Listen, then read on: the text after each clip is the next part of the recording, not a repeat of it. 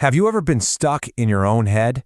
Replaying some conversation over and over, or just endlessly worrying about a future that hasn't even happened? If that sounds familiar, you're definitely not alone. So in this explainer, we're going to dive deep into the science of why our brains get locked in these loops, and maybe more importantly, how we can actually break free. Yeah, that feeling? It's something most of us know. And it's not just the thought, is it? It's a full-body takeover. Anxiety has this way of yanking you right out of the present moment and forcing you to focus inward, on all your insecurities, on replaying the past, or rehearsing some future that doesn't even exist. It is a powerful, very physical state. And that really is the million-dollar question, isn't it? It feels like a total paradox.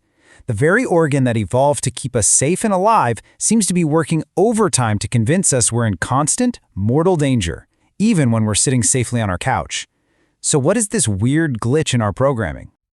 Well, it turns out it's less of a glitch and more of a feature, one that's just gone into overdrive.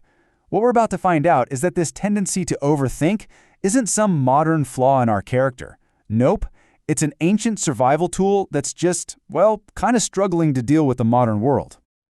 Okay, so here's the bottom line. Our brains are wired for survival, not necessarily for happiness. See, for our ancient ancestors, constantly scanning the horizon for threats, predators, rival tribes, bad weather, that was the key to staying alive.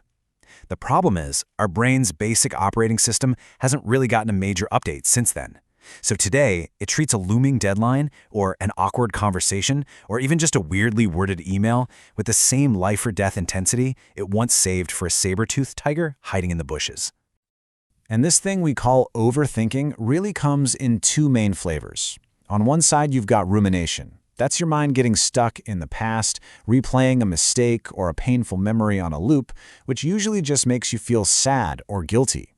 And then, on the other side, you have worry. That's all about the future, spinning out all those what-if scenarios and worst-case possibilities, which is what really fuels that classic feeling of anxiety. Both are totally exhausting, but they pull your focus in completely opposite directions. All right, so we get the why from an evolutionary point of view. Now let's look at the how. It's time to go inside the anxious brain and actually map out the specific circuits that create and maintain these frustrating loops of overthinking. So this visual shows you the two main players in this whole internal drama. First up, you've got the amygdala. Just think of it as the brain's super-sensitive smoke detector or alarm system. It's ancient, it's primal, and it is incredibly fast. Then you have the prefrontal cortex, specifically a region called the DLPFC. This is the modern, rational part of your brain. It's like the calm, cool, collected manager in charge of planning and decision-making.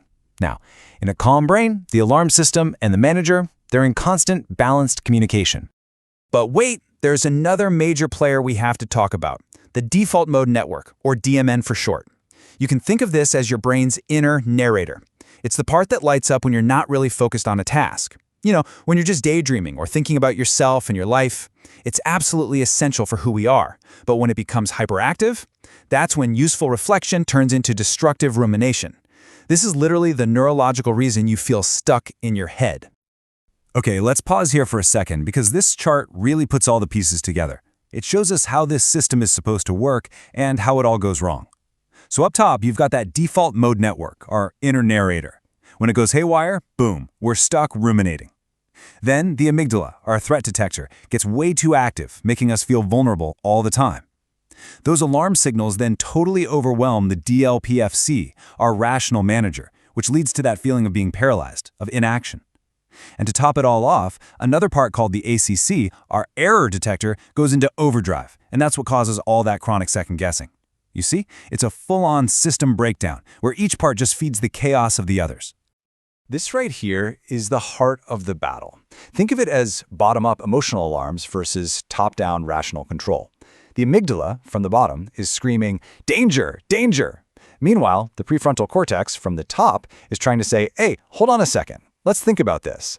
But when you're in a state of chronic stress, the amygdala's alarm just gets so loud and so persistent that it basically hijacks the entire system. It completely drowns out that calm, rational voice of reason.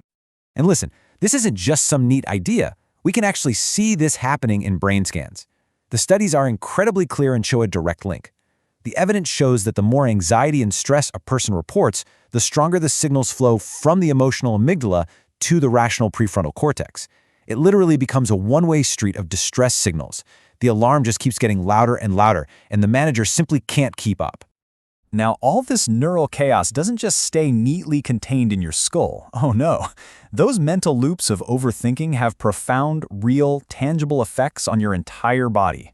The mind sounds the alarm, and the body reacts as if the threat is standing right in front of you. It's really important to understand that not all stress is bad. Acute stress, on the left, can actually be helpful. It's that brief jolt of focus and energy you need to deal with an immediate challenge, like slamming on the car brakes. But chronic stress, on the right, that's different. That's what happens when overthinking leaves that fight-or-flight switch stuck in the on position for days, weeks, or even months. It is not helpful, it's corrosive. It wears down the body because those stress hormones never get a break. So how does a thought in your head turn into physical stress? Well, the answer is a system called the HPA axis. This is the body's central stress response command center. And here's the crucial part. It can't tell the difference between a real physical threat and a perceived mental one. Just thinking about that argument you had is enough to trigger it, flooding your system with hormones like cortisol and adrenaline. Your entire body goes on red alert, preparing for a battle that exists only in your mind. So, what's the long-term price of living on constant red alert? Well, the consequences are serious, and they are widespread. All that chronic cortisol suppresses your immune system, making you get sick more often. It can cause digestive issues, chronic muscle tension, headaches. It actually increases your risk for a heart attack and stroke. And the real irony, it damages the very tools you need to think your way out of the problem, your memory and your focus, all while messing up your sleep and even causing weight gain. It's a devastating cascade of real physical damage. Okay, I know that all sounds pretty bleak. A runaway evolutionary trait, a hijacked brain, a body under constant attack. But here's the good news. You are not powerless in this situation. Not at all. We're going to look at a science-backed technique now that acts like a manual override switch, letting you interrupt this entire vicious cycle. And this, right here, might be the most important takeaway of all. You have agency. You can take back control. Now, you can't just tell yourself to stop worrying. We all know that doesn't work. But what you can do is intentionally redirect your attention. By shifting your focus away from the abstract internal world of thoughts and onto the concrete external world of your senses, you actively engage different brain circuits and send a clear signal to your nervous system that says, hey, I'm safe, right here, right now.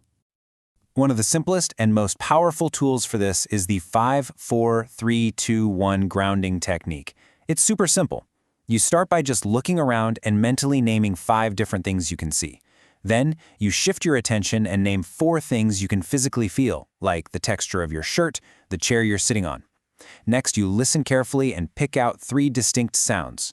Then you identify 2 different things you can smell. And finally, you focus on 1 thing you can taste. Maybe it's just the inside of your mouth. It's a deliberate process of pulling your attention back to the real world.